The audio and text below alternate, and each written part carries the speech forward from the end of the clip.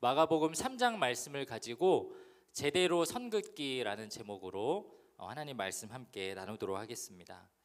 얼마 전에 이렇게 세바시 영상을 제가 즐겨 보는데 청소년들도 이렇게 세바시 강사처럼 나와서 자기 있었던 에피소드를 발표하는 일이 있더라고요. 그런데 3년 전 영상이었어요. 한 초등학생이 나와서 자기 친구 관계를 단절한 사연을 대해서 말씀이래요. 이야기했어요. 초등학교 6학년 친구인데요. 이 친구가 친한 친구들이랑 같이 게임을 있었는데 그 당시 이제 오버워치라는 게임을 했대요. 저도 오버워치 잠깐 했었거든요. 시즌 1, 2 정도. 다이아까지는 못 보고 다이아 친구들과 함께 하다가 요거도 먹고 강퇴당하고. 이 친구가 어떤 일 때문에 친구들과 멀어졌느냐 이렇게 물어봤더니 하루는 열심히 자기 혼자 이제 방에서 게임을 하는데 갑자기 컴퓨터 전화에 뻥 나간 거예요. 그 일 때문에 그 라운드를 이길 만한 아주 극적인 상황에서 네가 튕겨가지고 우리가 졌다 그러면서 한 달 동안 싸움을 하고 단절이 됐다. 그래서 자기는 진짜 소중한 친구는 나와 같이 끝까지 게임해 줄 수 있는 친구라 생각한다라고 하면서 이제 초등학교 5학년이 자기 간증을 하더라고요. 요즘 세대들 뭐 MZ뿐만 아니라 요즘에는 어른 세대들도 유난히 관계를 단절하는 말들을 희화화해가지고 이야기하는 일들이 많습니다. 예전에는 사실 그러지 않았거든요. 친구랑 절교한다라는 표현들을 썼는데 그럴 일이 평생에 한두 명 정도 있을까 말까 그랬습니다. 그러니까 요즘 세대를 보면은 참 안타까운 게 서로에 대해서 조금 포용해주고 이해해주고 기다려주는 그런 성품들로 우리 그리스도인들이 빚어져 가야 되는데 요즘에는 기독교인들도 그냥 내가 마음에 안 들면 그냥 손절한다 그러고 그 친구랑 친구 안 한다 그러고 또 관계를 끊어버리는 그런 잘못된 모습들이 있죠. 한편으로는 반대적인 의미로는 내가 그 사람과 선을 긋고 멀리함으로써 내 스스로 온전해지고 내가 올바른 길로 살아보겠다라는 결단으로 볼 수도 있지만 다른 한편으로 보면 기독교인이 너무 매몰찬 거 아닌가 우리는 좀 이런 반성을 하게 됩니다. 그런데 신기하게도요 오늘 말씀에 보면 예수님이 손절하시는 장면이 나와요. 근데 누구랑 손절하냐면 심지어 자기 가족하고 손절합니다. 자기 가족하고 손 긋는 일이 벌어져요. 어머니와 형제 자매들하고 나는 이제 당신들은 내 식구 아니다. 실제로 보면 요즘 말로 하면 좀 심한 말이긴 하지만 정말 호로자식이라고 느껴질 정도로 굉장히 그 극단적인 이런 결단을 하시고 그들과 선 긋는 장면들이 나옵니다. 과연 우리가 존경하는 예수님, 누구보다 온 인류를 사랑하시는 그 예수님이 어떤 이유에서 무엇 때문에 그렇게까지 선을 그으셨는지 오늘 말씀을 통해서 우리가 신앙생활하면서 반대로 우리는 예수님의 모습을 본받아서 무엇과 선 그으면서 살아가야 하는지 우리 새 학기를 앞둔 저와 여러분에게 귀한 은혜가 있는 말씀이 되기를 주님의 이름으로 축복합니다. 우리 제대로 선 긋기, 우리 인생에 정말 필요한 결단의 순간이 있어요. 우리 인생에 정말 필요한 결단, 우리가 선 그어야 하는 것은 무엇인가? 첫 번째로요, 우리는 하나님의 뜻을 세상의 기준으로 선 긋지 말아야 합니다. 한번 따라해 볼까요? 하나님의 뜻을 세상의 기준으로 선 긋지 말아야 합니다. 네, 오늘 본문의 22절 말씀을 같이 한번 읽어볼게요. 22절 시작.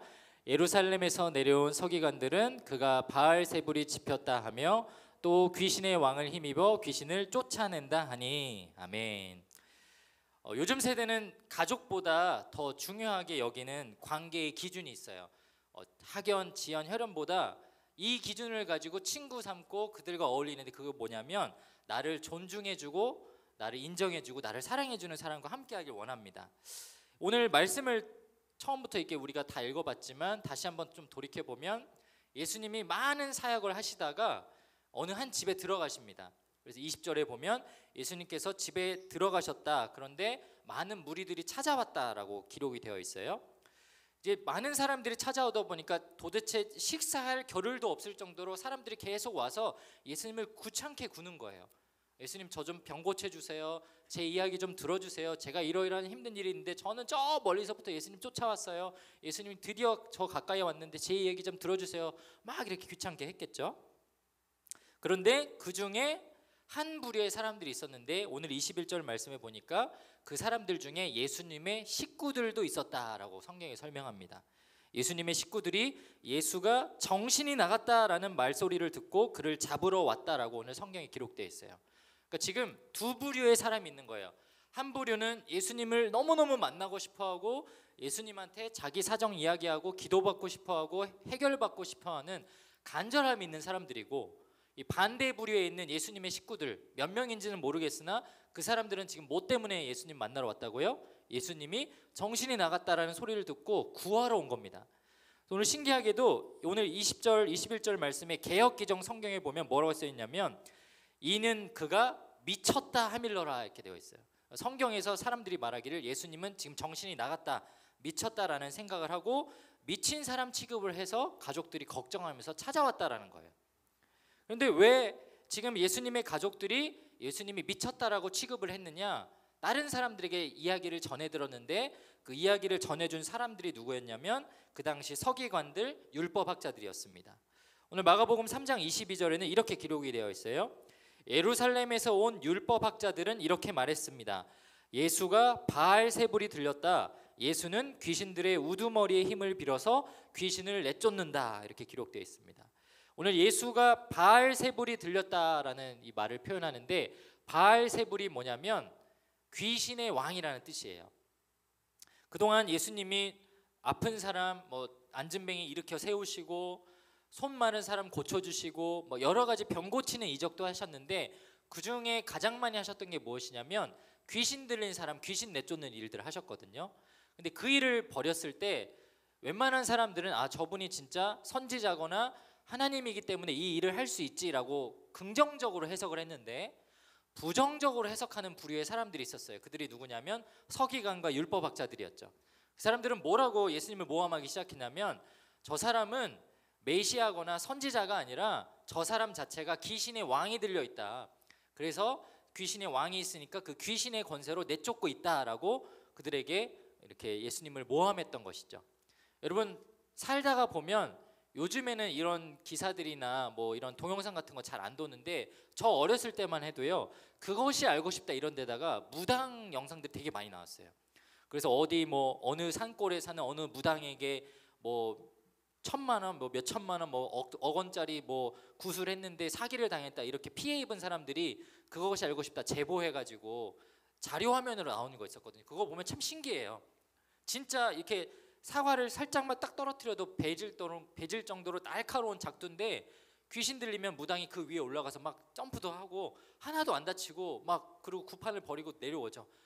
30분, 40분 그렇게 오랫동안 하는데도 멀쩡하게 돌아옵니다. 그런 거 보면 실제로 지금도 뭔가 마귀의 영에 둘러싸여서 귀신 역사하는 일들이 지금도 실제로 일어납니다. 그런데 과학도 있지 않고 뭐든지 온갖 우상 숭배를 숭배하던 이 예수님 시대에는 더 많은 사람들이 귀신을 믿고 귀신의 존재를 인정하던 때였어요.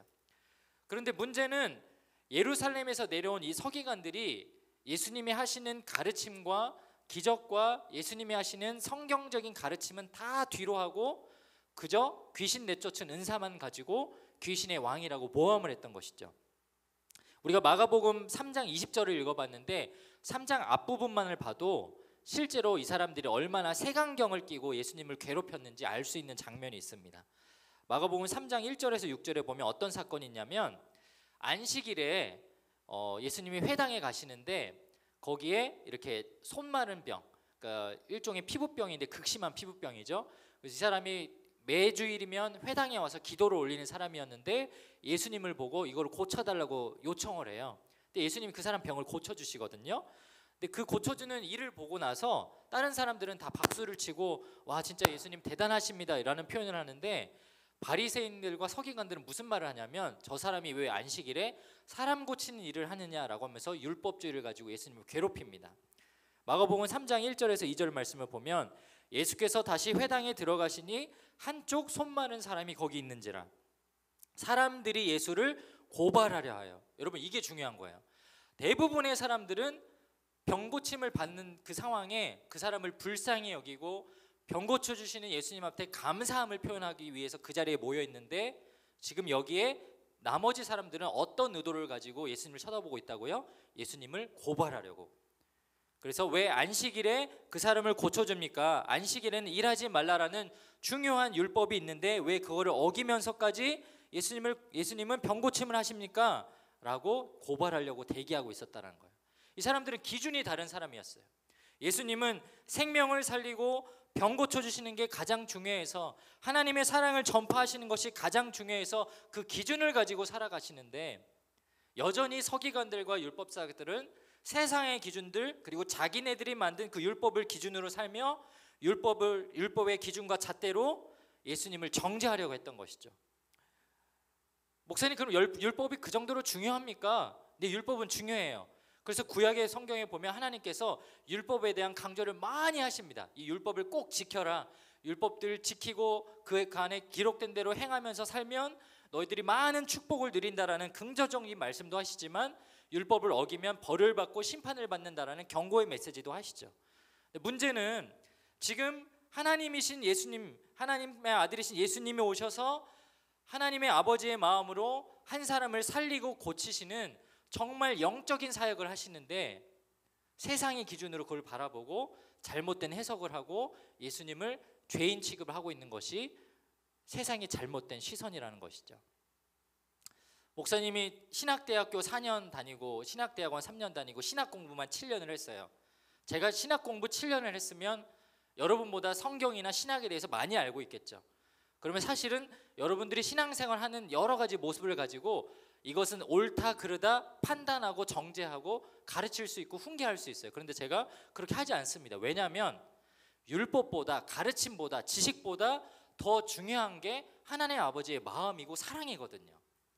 저 대학교 다닐 때 한 번은 기숙사에서 이 신학생들, 전도사님들끼리 주먹 다짐을 해가지고 학교에서 정학 처분을 받은 적이 있어요. 일반 대학교도 아니고 교회에 가면은 전도사님이라고 사역을 하시는 분들인데, 주중에 기숙사에서 막 어떤 성경적인 이야기를 가지고 막 싸움을 하시다가 말싸움을 하다가 감정이 격해져 가지고 전도사님끼리 이대로는 안 되겠다, 너하고 나하고 오늘 끝장을 보자면서 주먹을 날린 거죠. 며칠 뒤에 설교하고 아이들 만나서 목회해야 되는 분들이. 근데 여러분, 뭐 때문에 싸웠냐면은 그들이 싸운 신학적인 논제가 한 가지가 있었어요. 자살하는 사람이 천국에 가냐 지옥에 가냐, 이거 가지고 싸운 거예요. 한 전도사님은 뭐라고 얘기했냐면, 자살한 사람은 생명의 주권이 하나님께 있는데 하나님의 주권을 거스르는 죄를 저질렀기 때문에 자살을 하기로 결단하고 뛰어내렸으면 그 사람은 절대로 하나님 용서하지 않는다. 하나님이 인간에게 주신 그 생명의 주권이 하나님에 있는 것을 반대하는 행위를 저질렀으므로 그 사람이 그리스도인으로 살았을 망정 천국에 못 간다라고 주장을 하는 거고, 반대쪽에 있는 사람은 그렇게 말을 하는 거예요. 아니다, 하나님은 그렇게 매정하신 분이 아니다. 그리고 성경에 보면은 절대로 용서받지 못한 죄가 없다라고 하는데, 만약에 내가 예를 들어서 한 30층에서 뛰어내렸어요. 30층에서 뛰어내려서 땅바닥에 떨어질 때까지 몇 초 안 걸리겠죠. 근데 떨어지는 순간, 몸을 내던진 순간 아차 싶어서 회개할 수 있지 않냐. 그러니까 나 진짜 못 살겠어 하고 뛰어내렸는데 이건 아닌 것 같아, 주님 잘못했습니다. 죽기 전에 회개했으면 용서받는 거 아니냐. 그게 말이 되냐, 그걸 말이라고 하냐, 야 니는 그게 말이냐, 이러고 하면서 막 감정이 막 옥신각신하다가 주먹을 날리고. 여러분, 이게 말이 되는 일입니까? 여러분, 어느 성경 어디에도요 자살한 자는 천국에 못 간다, 혹은 자살했어도 회개하면 천국에 간다, 이런 말씀 없어요.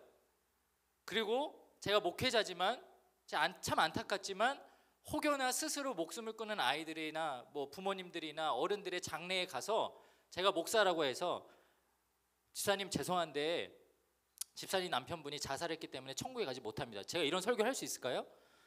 제가 빌어먹을 놈이 되잖아요. 그리고 저는 속으로라도 그런 생각을 하지 않아요. 저는 모든 생명의 주권은 하나님께 달려있고, 그리고 사람의 마음의 병을 얻어서 스스로 통제하지 못해서 혹은 스스로 결단해서 목숨을 끊었든, 내가 살아생전에 예수님을 믿은 그 믿음이 흐트러지지 않고 사라지지 않는 하나님의 말씀의 능력이 있기 때문에 저는 스스로 목숨을 끊었을지언정 그 영혼은 천국에 갔으리라고 믿습니다. 그리고 그렇게 살아요. 그리고 주변에 그런 아픔 있는 사람들일지라도 위로하고 하나님 아버지의 마음으로 같이 아파하죠. 그게 우리가 해야 할 일이잖아요. 근데 뭐가 중요하다고 그 늦은 밤에 자살하면 죽네 사네 천국에 가네 마네 하고서 주먹질을 하고 있냐고요. 여러분, 놀라운 것은 오늘 율법학자들도 똑같은 기준과 잣대로 예수님을 비난한 거예요.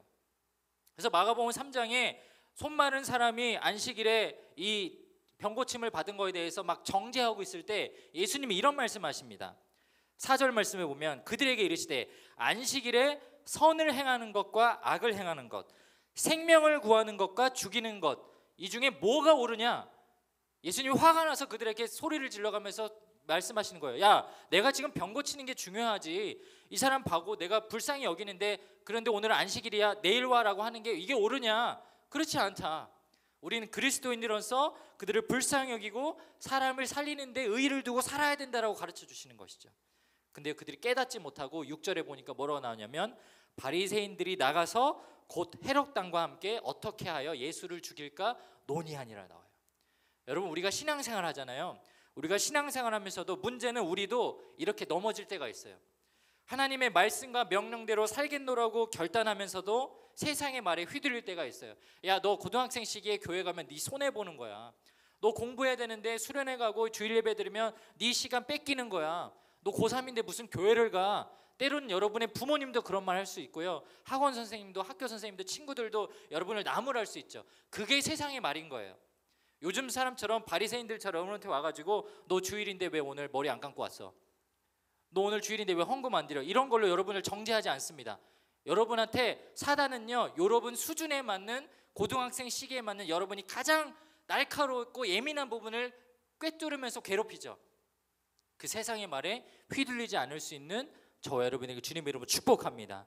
오늘 말씀처럼 하나님, 제가 어떠한 세상의 말을 듣는다 할지라도 내가 예배를 드리고 하나님의 자녀로 사는 것이 옳지 않다라는, 그것이 손해보는 인생이다라는 잘못된 이야기를 듣는다 할지라도 내가 오히려 그 세상에 선을 긋고 제 마음에 선을 긋고 주님만 바라보게 하여 주시옵소서. 그렇게 결단하며 살아가는 저와 여러분이 되길 축복합니다. 우리 한번 옆에 있는 친구분들 보면서 이렇게 인사했으면 좋겠습니다. 세상과 선긋자. 세상과 선긋으면서 살아가야 돼요. 자, 두 번째로 우리 인생에 정말 중요한 필요한 결단, 우리가 또 한 번 선거해야 될 게 있는데 그것이 무엇이냐면 우리는 하나님 뜻대로 살겠노라고 결단해야 됩니다. 한번 따라해 보겠습니다. 하나님 뜻대로 살겠습니다. 네, 오늘 35절 말씀에, 마가복음 3장 35절 말씀에 이렇게 기록되어 있어요. 누구든지 하나님의 뜻대로 행하는 자가 내 형제요 자매요 어머니이니라, 이렇게 기록되어 있습니다. 우리가 세상의 말에 넘어가지 않고 세상과 선긋기로 결정을 했다면 이제는 내 스스로 결단을 해야 돼요. 나는 무슨 일이 있어도 하나님의 뜻대로 살겠습니다. 그래서 우리가 수련회 가서 기도하고 그때 말씀을 듣고 여러분이 가장 많이 부르셔서 기도했던 기도의 제목이 뭐냐면, 나 하나님, 제가 공부를 하든 먹고 마시든 무엇을 하든 주님 뜻대로 살게 하여 주시옵소서. 우리가 늘 그런 기도를 많이 하죠. 오늘 마가복음 3장에 28절 30절에 보면 예수님께서 자기를 미쳤다라고 생각하는 그 가족들이 왔잖아요. 나중에 성경을 읽어보면 나오지만 엄마도 오고요, 형제 자매들이 왔어요. 뭐 이모 조카들 다 왔습니다. 근데 그 사람들한테 뭐라고 하는지 여러분 잘 들어보세요. 마가복음 3장 28절에서 30절에 가족들과 그 주변에 있는 사람들에게 이렇게 말씀합니다. 내가 진실로 너희에게 이르노니 사람의 모든 죄와 모든 모독하는 일은 사하심을 얻되 누구든지 성령을 모독하는 죄는 영원히 사하심을 얻지 못한다.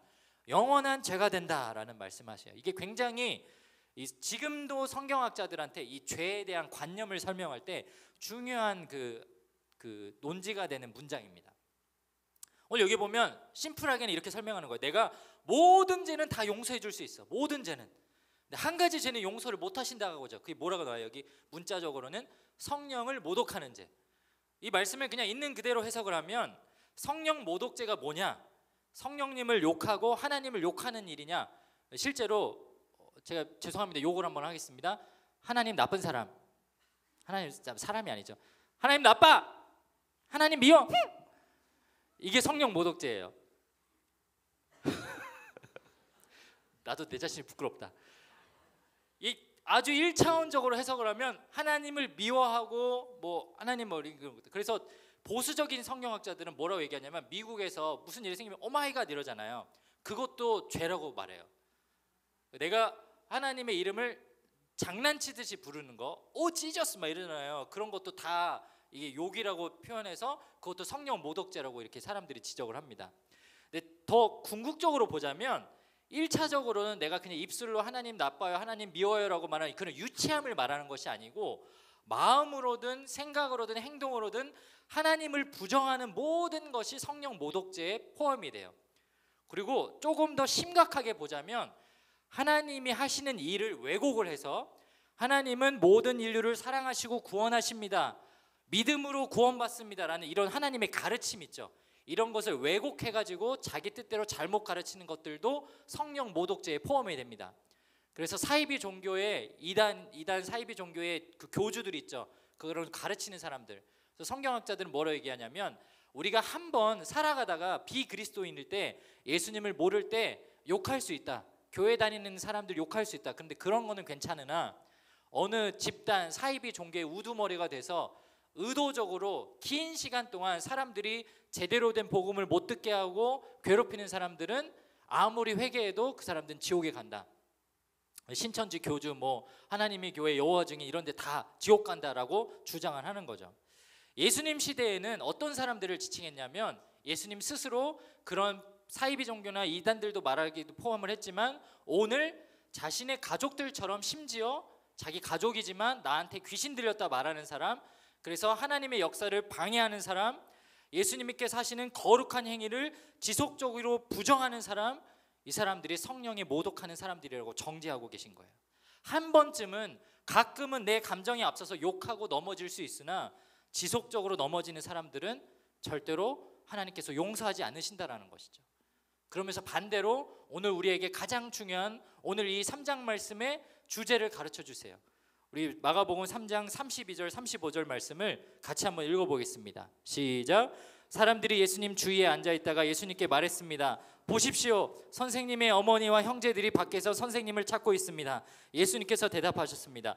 누가 나의 어머니이고 누가 나의 형제냐? 주위에 앉아있는 사람들을 둘러보시며 말씀하셨습니다. 보아라, 내 어머니와 형제들이다. 네, 오늘 예수님이 손절하시는 거예요. 어머니와 형제 자매들이 찾아왔는데 쟤네들이 무슨 내 엄마고 내 형제 자매야? 이 사람들 아니야. 보아라, 여기 있는 사람들, 지금 나에게 말씀의 가르침을 듣기 원하고 나에게 고침받기 원하고 나에게 하나님 나라를 듣기 원하고 나를 통해서 구원받기 위해서 지금 예배의 자리에 모여있는 저와 여러분 같은 백성들을 하나님이 가족이라고 선포하세요. 그래서 35절 이렇게 말씀하시죠. 누구든지 하나님의 뜻대로 행하는 사람이 나의 형제와 자매이며 어머니이다, 나의 가족이다라고 선포하십니다. 저는요, 하나님 뜻대로 산다라는 거 절대로 쉽지 않아요. 근데 여러분, 우리 고등학생 시기에 한 가지 정도는 결단할 수 있다라고 생각해요. 그게 뭐냐면 예배 드리러 나오는 거예요. 우리 평상시에 정말 이 일주일 내내 하루 뭐 몇십 분을 거룩하게 살기도 어려운 그 상황 속에 그래도 적어도 내가 일주일 하루 이 거룩한 주일만큼은 내가 하나님 뜻대로 예배의 자리에 나와서 하나님 앞에 신령과 진정으로 찬양을 올려드리고 말씀을 듣고 기도하겠노라고 결단하는 것, 저는 그 정도만 해도 고등학생 시기에 여러분이 하나님의 뜻대로 살고 있다라고 생각을 합니다. 마지막으로 한 가지 간증을 들려드리고 오늘 예배를 마치려고 합니다. 저 여러분들과 같은 고등학생 시기에 있었던 한 친구의 이야기예요. 우리 지난번에 불과 한 3주 전에 겨울 수련회를 다녀왔는데 2012년 벌써 한 10여 년 정도 됐습니다. 한 고등학생 자매였고 수련회 자리에서 처음 만난 친구였어요. 수련회 둘째 날 막 기도를 해주잖아요. 근데 저희가 그때는 온 마을이 같이 연합으로 수련회를 가서 이제 수지에 있는 막 여러 개 마을들이 다 섞여 있었어요. 그리고 저는 그때 파트타임 전도사에서 제가 맡은 마을도 없었고 뒤에서 막 중보 기도를 하다가 기도를 하다 보면 불현듯 하나님께서 마음을 주시는 아이들이 있어요. 이렇게 뒤통수에 저 좀 기도해 주세요라고 써 있는 애들이 있어요. 그래서 막 기도를 하다 보면 유난히 눈에 들어와요. 그래서 그 친구를 내가 이름도 알지 못하고 알지도 못하고 오늘 처음 만난 친구지만 아이를 위해서 머리에 손 얹고 기도하다 보면 뭔가 영적으로 통하는 그런 것들이 있거든요. 그 친구에게 그런 체험을 했었습니다. 가서 그냥 기도를 해줬는데 그냥 저도 모르게 막 눈물이 나고 얘도 막 울고 뭐 상황을 몰라요. 근데 막 기도를 하는데 막 눈물이 났어요. 기도하고 그게 너무 인상 깊어가지고 끝나고 집회가 다 끝나고 나서 물어봤어요. 쟤 누구냐고 그랬더니 또 놀라운 게 오늘 수련회를 처음 왔대. 교회도 처음 왔대. 그래서 자기가 얘를 새 친구로 데려왔다라고 하면서 이제 고등학생 아이가 이야기를 해주는 거예요. 알고 봤더니 이 친구가 보통은 수련회 때 그렇게 은혜를 받으면 둘 중에 하나거든요. 제가 예전에 간증했던 것처럼 짜증나서 울던가, 혹은 여자이니까 이렇게 막 기도 제목 중에 막 가족을 위한 기도 제목 하면 엄마 아빠 생각하다가 울컥해서 울기도 하고, 그러니까 감정적으로 우는 친구들이 있고, 진짜 그 말씀을 잘 듣고 성령님께서 깨달음을 주셔서 내가 정말 죄인이고 예수님의 사랑을 깊이 깨달아서 우는 경우가 있는데, 이 친구는 후자였어요. 그러니까 참 신기하고 큰 은혜를 받은 친구죠. 교회도 한 번도 나온 적 없고 수련회 한 번 나왔는데 그날 들은 설교 말씀 듣고 깨달음이 온 거예요. 그러면서 저한테 이야기하기를, 저는 생전 예수님 얘기를 들어본 적 없는데 나를 위해서 죽어주신 분이 생겼다라는 얘기를 듣고 너무 위로가 됐고, 그분이 어떤 분인지 궁금하기도 하고, 그런데 나도 모르게 눈물이 나서 막 울었다. 그 얘기를 들으니까 아, 얘가 정말로 복음을 받아들였구나라는 그런 확신이 들더라고요. 그래서 다음 주부터 꼭 교회 와라. 오면은 너 와서 이제 하나님이 너한테 특별한 은혜를 주신 거니까 너는 이제 진짜 교회 잘 나와야 된다, 막 이렇게 독려를 했어요. 근데 다음 주부터 교회를 안 오는 거예요. 여러분, 보통 그런 친구들은 더 특별히 교회를 잘 나오거든요. 제가 사역했던 경험으로는 막 예배 10분 전부터 와 있고, 막 주일날도 다른 애들 깔깔대고 막 울고 그랬는데 혼자 막 눈물 흘리고 이런 애들인데 교회를 안 오는 거예요. 뭐 가족여행 갔나 뭐 그럴 수 있지. 한두 주는 넘어갔는데 계속 안 와가지고 친구한테 물어서, 야, 네 친구 왜 안 오냐 했더니 자기도 연락이 안 된대. 근데 그 당시는 뭐 스마트폰이나 이런 게 없었고 그 2G폰 쓸 때였어요. 그러니까 핸드폰 연락해서 핸드폰도 꺼져 있다. 그 뭐가 안 되는 거예요. 한 달인가 지났을까 걔가 왔어요. 근데 너무 바뀐 얼굴로 온 거예요. 요즘에 여러분들 다 중학생들도 화장하고 예쁘장하게 하고 있는데, 그 당시는 2012년에는 소위 말하는 날라리나 일진 정도만 화장을 하고 다녔거든요. 근데 그 친구 수련회에서 봤을 때 그런 친구 아니어서 되게 순수한 친구. 근데 왔는데 진짜 화장을 떡칠을 하고 온 거야. 그리고 막 화장을 진하게 하고 여기다가는 볼터치를 얼마나 했는지, 예전에 유행하던 호빵맨이라는 만화가 있었는데 진짜 호빵맨 같았어요. 얼굴도 동그랬거든요. 그러니까 오자마자 오늘 유튜브 라이브인가요? 아니, 그럼 실명 얘기해야 되니까 도현이었거든요. 야, 도현아, 너 뭐 호빵맨이 돼서 왔냐? 돌아오는데 입구에서 이렇게 인사를 했어요. 제가 그 얘기를 하자마자 그 자리에서 막 우는 거예요. 저는 순간 쓰레기가 된 거예요. 한 달 만에 교회를 오네. 수련회에서 은혜 받고 목자님도 막 기도하면서 뭐 전도사님 기도해주세요, 얘 진짜 꼭 와야 돼요, 막 이랬다. 그래, 같이 기도합시다, 올 겁니다, 도인이 돌아올 거예요 했는데 오늘을 한 달만 오네. 너 호빵맨이냐. 그 자리에서 울려버렸잖아. 난 쓰레기. 막 울고 막 해서 너무 난감해가지고 죄송합니다 목자님, 제가 나중에 사과할게요 이러고서 어렵게 막 설교를 하고 끝나고 가서 그 친구를 다시 만났어요. 막 울고 진정이 안 돼가지고 막 그러고 있는데, 나중에 가서 얘기를 했는데 놀라운 이야기를 하더라고요. 아이가 사실 수련회를 갈 때 엄마한테 거짓말을 하고 왔대요. 자기 학교에서 봉사하는 캠프가 있어가지고 친구랑 같이 가겠다. 근데 여러분, 그게 금방 들통이 나잖아요. 수련회 회비가 드니까 돈을 받아야 되니까 거짓말하고 온 거죠. 그게 걸렸습니다. 알고 보니까 가정이 이혼을 했다가 나중에 재혼을 했는데, 어머니가 그 새 어머니가 극심한 불교 신자였어요.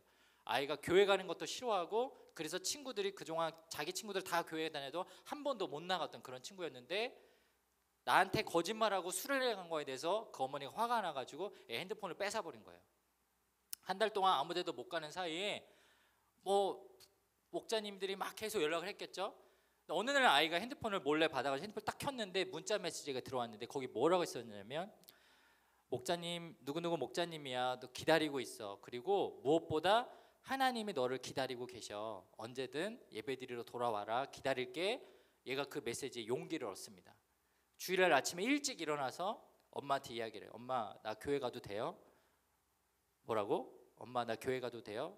엄마가 갑자기 뺨을 때린 거예요.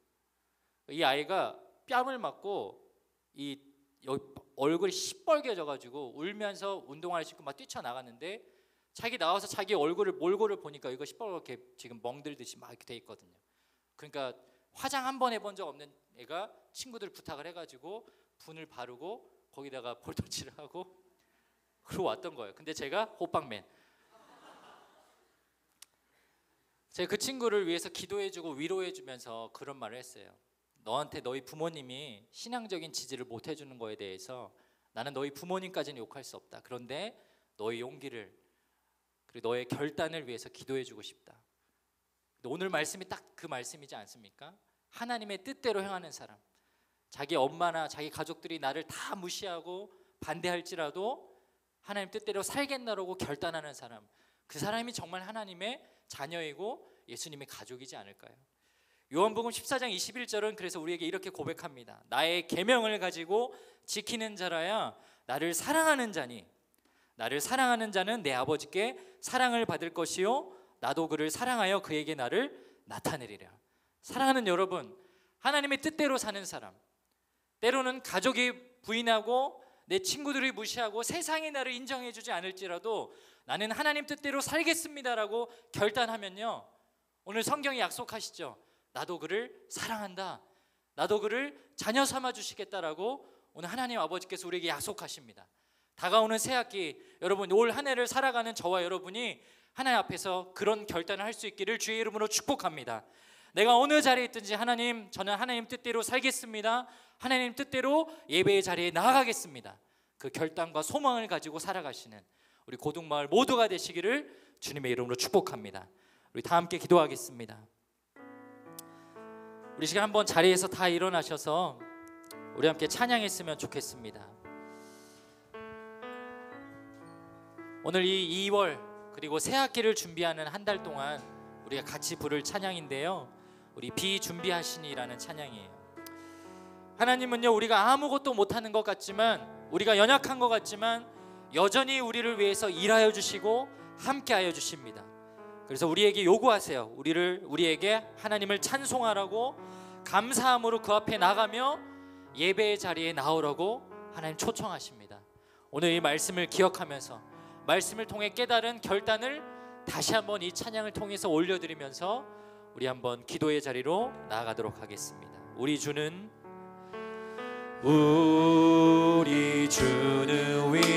위대하며 능력이 많으시도다, 능력이 많으시도다.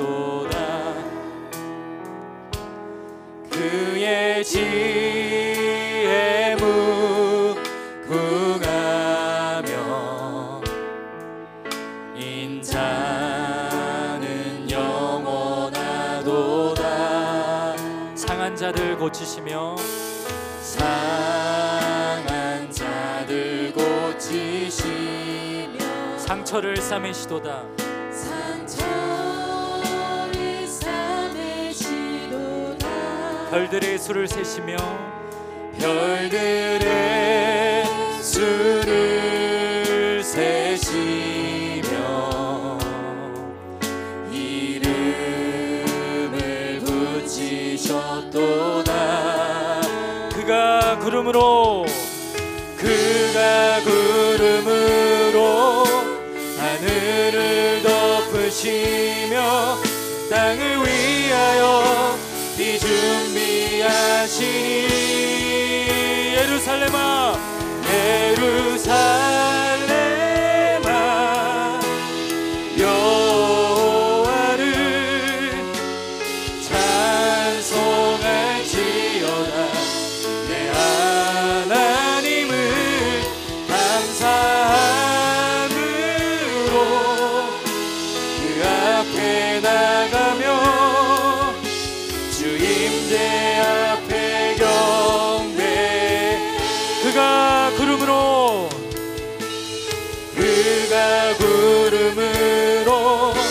하늘을 덮으시며 땅을 위하여 비 준비하시니. 그가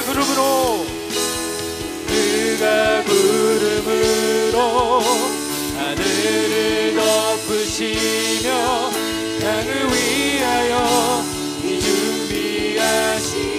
하나님 우리에게 명하십니다. 예루살렘아,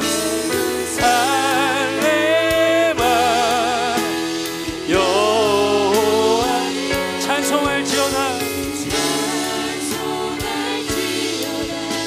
내 하나님을 감사함으로 주 앞에 나가며 주 임재 앞에 경배.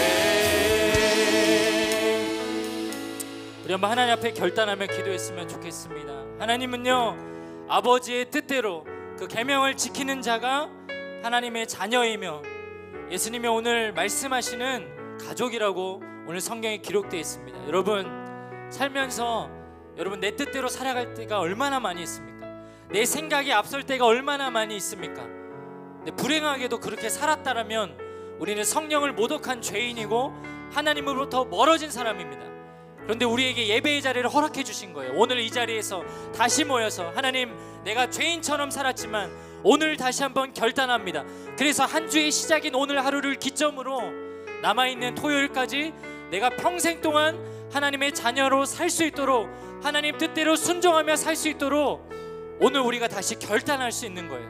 오늘 이 시간 기도할 때 우리 두 가지 기도 제목을 가지고 기도했으면 좋겠습니다. 하나님, 제가 세상의 말에 휘둘리지 않는 주님의 거룩한 자녀가 되게 하여 주시옵소서. 그리고 또한 무조건 어느 자리에서든지 하나님을 예배하며 하나님의 뜻대로 살아가는 내가 되게 하여 주시옵소서. 이번 2024년 새학기에 이 평생 동안 그렇게 주님 말씀에 순종하는 내가 되게 하여 주시옵소서. 우리 시간 주의 이름을 크게 한번 부르짖고 기도합니다. 주여! 오 하나님, 그렇습니다. 하나님 말씀하신 대로 주님을 찬송하며 감사하며 주님 앞에 나아가며 예배의 자리에 서며 주님 뜻대로 살아가는 주의 백성들 되게 하여 주시옵소서. 어느 자리에서든지 주님을 찬양하는 예배자가 되게 하여 주시고, 우리 삶의 자리에서 무너지고 쓰러지는 것이 아니라 하나님 말씀 앞에 결단하며 살아가게 하여 주시옵소서.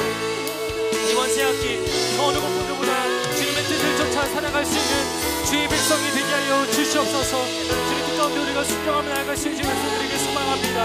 하나님이 주인 되시고 말씀하셔서 그 어느 곳보다도 주님 뜻을 순종할 수 있는 우리들이 할 수 있도록 인도하여 주시옵소서. 살아계신 하나님, 오늘 마가복음 3장의 말씀을 통하여 우리에게 귀한 가르침을 주셔서 참으로 감사합니다. 하나님, 우리가 하나님의 뜻대로 하나님의 계명을 지키며 신실하게 예배의 자리를 지키는 귀한 주님의 자녀가 되게 하여 주시옵소서. 우리 특별히 고등말 학생들 이제 곧 한 주 뒤면 다시 한번 새 학기를 맞이하며 삶 속에 놓여지게 됩니다. 이전과는 다르게 우리가 말씀을 들으며 결단한 것처럼 끝까지 세상의 말에 휘둘리지 않는 거룩한 구별된 주님의 세대가 되게 하여 주시옵소서. 또한 삶의 어느 자리에서건 하나님의 뜻대로 살겠노라고 말씀과 기도와 또 주님 앞에서 예배하는 자리를 놓치지 않는 귀한 주의 자녀들 되게 하여 주셔서 이번 새학기 또한 올 한 해 동안 예배의 자리에서 하나님의 뜻대로 살아가는 놀라운 축복을 경험하는 우리 모두가 되게 하여 주시옵소서. 이제는 우리 주 예수 그리스도의 은혜와 하나님 아버지의 극진하신 사랑하심과 성령 하나님의 역사하심 교통하심이 오늘 예수님께서 말씀하시는 세상과 선 긋고 하나님의 뜻대로 살겠노라고 결단하는 우리 고등마을 신실한 주의 자녀된 우리 고등마을 모든 친구들 머리 위에, 또 그들과 함께 하시는 우리 목자님들 위에, 그들의 가정과 직장과 모든 환경 위에 이제로부터 영원까지 함께 하시기를 간절히 축원하옵나이다. 아멘.